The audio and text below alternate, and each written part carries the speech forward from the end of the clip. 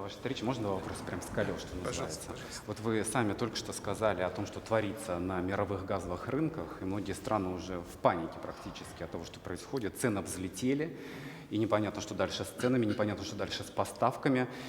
И тут, конечно, неизбежно вспоминается, что Европа-то наш газ все запрещала, запрещала, запрещала, и вскоре как раз новые запреты, там в апреле должны вступить в действие запреты на краткосрочные поставки сжиженного российского газа. Потом еще какие-то По запреты. контрактам, которые были заключены где-то на лето прошлого года.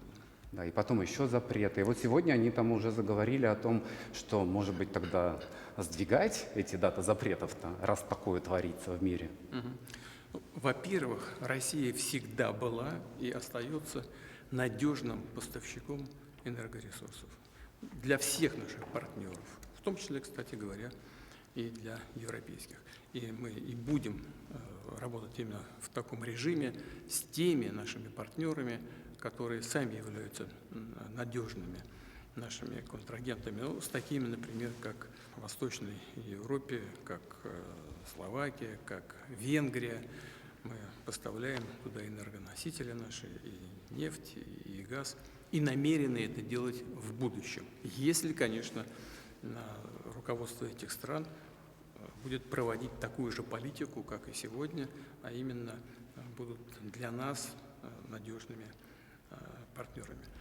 А что касается Европы, то что происходит сегодня на европейских рынках, это, конечно, прежде всего результат ошибочной политики европейских властей в сфере энергетики. Это злоупотребление зеленой повесткой, это использование всех этих инструментов для внутриполитической деятельности и достижения партийных или каких-то групповых целей.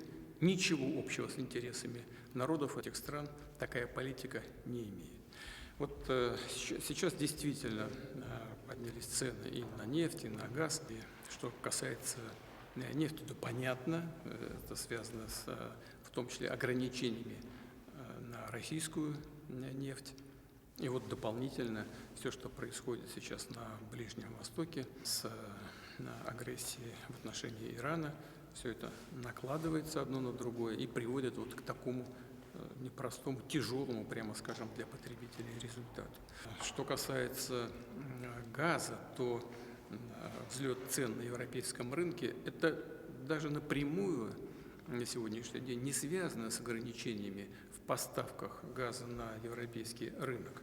Но ведь основные поставщики газа, они свои объемы-то не сократили. Ведь сегодня кто основные поставщики? Это Алжир, Соединенные Штаты, Норвегия и Россия отчасти. Никто не сократил поставки, а цены взлетели уже до $700.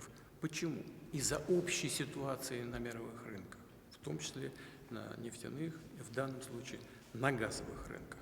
Из-за общей ситуации, потому что появились клиенты, которые готовы приобретать тот же газ природный по более высоким ценам, в данном случае из-за событий на Ближнем Востоке, из-за перекрытия Ормузского пролива и так далее. А если появляются такие премиальные покупатели, то тогда из европейского рынка, ну, я думаю, уверен даже, некоторые традиционные на данный момент поставщики, такие как, скажем, американцы, американские компании, конечно, будут уходить туда, где больше платят.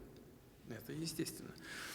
Здесь ничего нет, здесь нет никакой политической подоплеки, только бизнес, и все. Поэтому это, повторяю еще раз, результат ошибочной политики европейских властей, причем в течение многих лет. В этой связи я вот о чем думаю. Все равно они, как вы сейчас сказали, планируют через месяц, 24-го последний день, с 25-го ввести ограничения на покупку российского газа, в том числе сжиженного, а через год, в 27 году, еще дальнейшие ограничения, вплоть до полного запрета. А сейчас открываются другие рынки. И, может быть, нам выгоднее прямо сейчас прекратить поставки на европейский рынок, уйти на те рынки, которые открываются, и там закрепиться. И здесь тоже нет, хочу, чтобы было понятно, никакой политической подоплеки. Но если нам все равно через месяц закроют или через 2, так мне лучше самим сейчас прекратить и уйти туда и в те страны, которые являются надежными партнерами, и там закрепляться. Но это не решение, это в данном случае, что называется, мысли вслух. Я обязательно поручу правительству, чтобы оно вместе с нашими компаниями проработало этот вопрос. Сегодня же еще очень важная новость. Атакован опять наш газовоз на этот раз в Средиземном море. Серьезно атакован. Как вы можете это прокомментировать, все, что происходит? Это террористическая атака. Мы уже не первый раз сталкиваемся с вещами подобного рода. Но удивляет только то, что это усугубляет ситуацию на мировых энергетических рынках, на рынках газа, в том числе и в данном случае прежде всего для Европы. Получается, что киевский режим кусает на самом деле ту руку, с которой клюет, а именно руку Евросоюза. Евросоюз предоставляет киевскому режиму помощь бесконечную и оружием, и деньгами, а киевский режим создает для Евросоюза проблемы одну за другой. Ну, а что касается в целом поведения, то это поведение носит достаточно агрессивный характер и со стороны режима киевского, и очень опасный, потому что я уже говорил об этом, по имеющимся у наших спецслужб данным, так же, как когда-то были подорваны северные потоки, сейчас в Киеве при поддержке некоторых спецслужб Запада готовится акция по подрыву Голубого потока и Турецкого потока. Мы проинформировали по этому вопросу уже наших турецких друзей, посмотрим, что будет происходить в данной сфере. Но это очень опасная игра, особенно сегодня.